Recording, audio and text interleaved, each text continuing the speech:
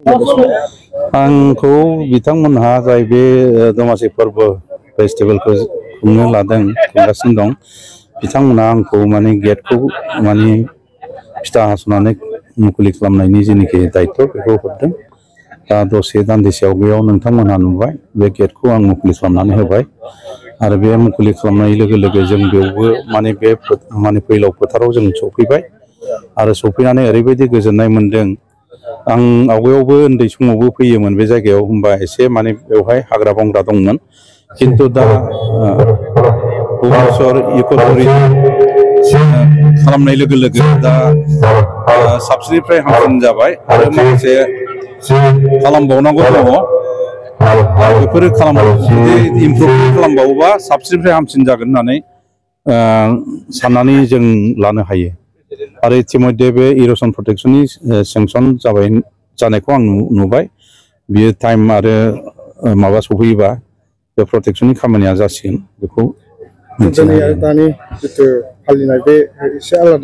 गोदोनि जिखुनु खेथ्रआवनो गोदोनि सिस्टेमफ्रा एसे उल थुगुल जायोमोन।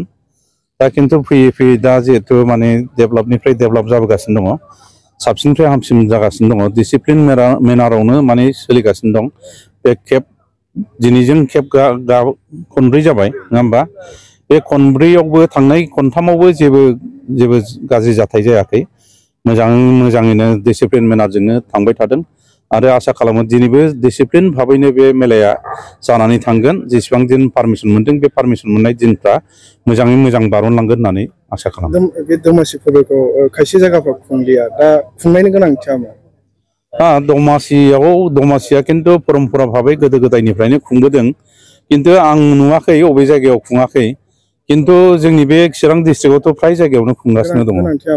गोनांथिया बेनो जोंहा गोदो गोदायनिफ्रायनो माखासे नियम दं जेन'बा मा होनो बेखौ जोबनाय दिनखौ संक्रान्ति दिनखालि जोंनि आइ आफा रायजो राजाफ्रा गाव गावनि न'मा न' आरो बे बाख्रिफोरखौ माने गोबोरखिजों लिरथिंनानै दोनो आरो लोगोसे गय खान्थाल बाहेरायाव थानाय बिफां लाइफांफोरखौबो माइ जिगाबजों खानानै बोननानै दोनो। बे मोनसे परम्परा दङ आरो बेवहाय बे दमासिनि मेइन माबायानो जाहैबाय बेखौ गुबुन हारियाव माने भगालि बिहुबो होनो जों दमासि होनो। बे दमासि समाव जों गोबाव सम थांनाय समफ्राव खामानि मावनानै माइ गायनानै बायदिसिना आबाद मावनानै जिहेथु जों फिथाइखौ मोनो आरो बे मोननाय समाव जों बयबो गोजोनग्लायो आरो बे मोननायनि थाखायनो रंजानायजों लोगोसे जानायनि माखासे आइटेमफोर बानायनाय जायो आरो बेनिखायनो बे परम्पराया जेब्लाबो थांनानै थानांगौ आरो थालांबाय थाथों। बे परम्पराखौ फालिनो थाखाय जोंनि माहारिखौ मा खावलायगोन? बे परम्पराया जाहाथे गोजोर जानानै थायो